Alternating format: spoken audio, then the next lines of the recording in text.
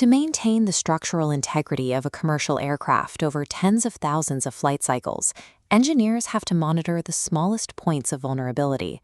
A microscopic point of oxidation in a wing spar can cascade into a critical failure if left unchecked. That is why every operator relies on a Corrosion Prevention and Control Program, or CPCP.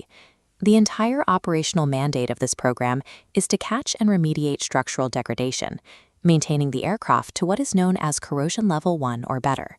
The protocols that dictate how these inspections are structured and reported are governed globally by the International MSG-3 policy standard, often referred to as IAMS.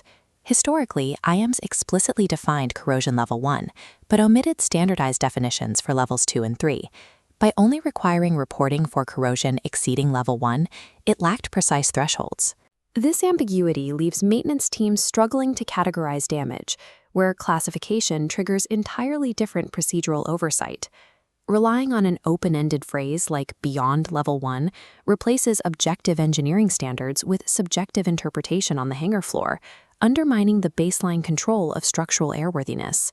Because the overarching standard lacked definitions for level 2 and 3, individual aircraft manufacturers, the type certificate holders, were forced to write their own proprietary severity classifications. This illustrates the problem: competing legacy definitions for corrosion levels. Comparing level 2 across AMC 20, FAA guidance, and CPCP AAW, the criteria fail to align. One requires specific blend-out limits, while another vaguely demands an effectiveness review, proving there is no unified baseline. For airlines operating mixed fleets composed of different aircraft types from different manufacturers, this lack of harmonization creates a daily logistical burden. Maintenance crews are forced to navigate conflicting terminology and differing regulatory thresholds depending on which tail number they are inspecting that day. Multiplying the rule sets inherently increases training complexity, which directly elevates the statistical risk of human error during structural reporting. This data fragmentation prevents accurate cross-platform comparisons, which restricts the depth of global reliability analysis. This document contains a direct warning from the Airworthiness Assurance Working Group, explicitly stating that different definitions for the same requirement now exist in the field. When field data arrives at the manufacturer labeled with inconsistent severity metrics, the manufacturer's ability to perform accurate, fleet-wide trend analysis breaks down. The entire intent of Issue Paper 163 is to review corrosion findings and determine if the baseline CPCP is actually working. That review process is completely undermined when the classifications themselves are subjective. This creates latent safety implications, where a paper discrepancy can eventually result in a physical hazard. When definitions are ambiguous, inspectors lean toward more conservative classifications to avoid triggering massive oversight protocols, which leads to the underreporting of significant structural findings. Issue Paper 141 clearly identified corrosion as a direct cause of premature fatigue failure in safe life-limited parts. When significant corrosion is underreported, the true stress on these metallic structures goes undetected. Universal terminology ensures that the most severe forms of degradation are correctly identified and addressed before they reach a failure point. To eliminate this threat, Issue Paper CIP MPIG 2026-04 introduces definitive, standardized wording into the IMPS framework. These precise definitions are being codified directly into Appendix 4, the official list of abbreviations and glossary of terms for the industry. Looking at the proposed glossary additions, we see the baseline context of corrosion level 1 retained, defining damage within allowable limits or damage that doesn't require new damage tolerance-based inspections. But right beneath it, we finally have a universal standard for corrosion level 2.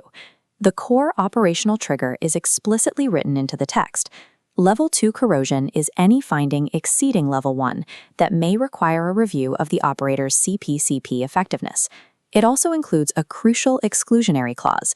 It applies to severe corrosion that requires this effectiveness review but has not yet escalated to the severity of level 3. This hard-coded definition gives inspectors a firm, objective boundary. It forces a systematic review of maintenance protocols before structural degradation can quietly reach a critical state. Then we reach the highest severity classification. The text now standardizes corrosion level 3. It defines this as corrosion occurring during the first or subsequent accomplishments of any inspection task. The defining characteristic that triggers a Level 3 classification is that the operator determines the damage to be an urgent airworthiness concern. To remove any remaining subjectivity, the glossary strictly defines an urgent airworthiness concern as any deterioration that could jeopardize the continued safe operation of the airplane. This classification brings immediate operational mandates. First, it explicitly requires correction of the affected structure before the next flight. Second, it demands expeditious action to inspect the other airplanes across the operator's entire fleet.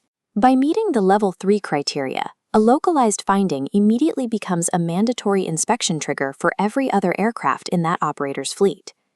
To operationalize these definitions, the revised IMPS text updates Section 4.8.1, integrating the glossary directly into the workflow.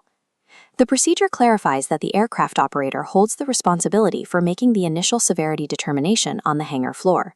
However, this initial classification can be adjusted based on direct consultation with the manufacturer.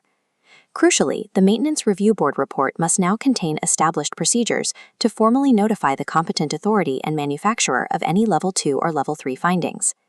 These reports must contain the raw findings, the associated corrosion level data, and the precise actions taken to avoid future damage beyond Level 1. This pipeline ensures every structural anomaly feeds directly back to the engineers, allowing them to assess if the baseline scheduled maintenance requirements are actually adequate. The aviation industry is transitioning from a fragmented landscape of proprietary reporting into a unified, standardized data stream.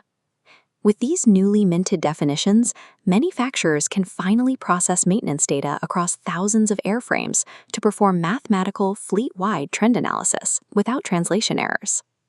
Standardizing the classification guarantees that critical structural degradation cannot be masked by vague terminology or subjective local policies.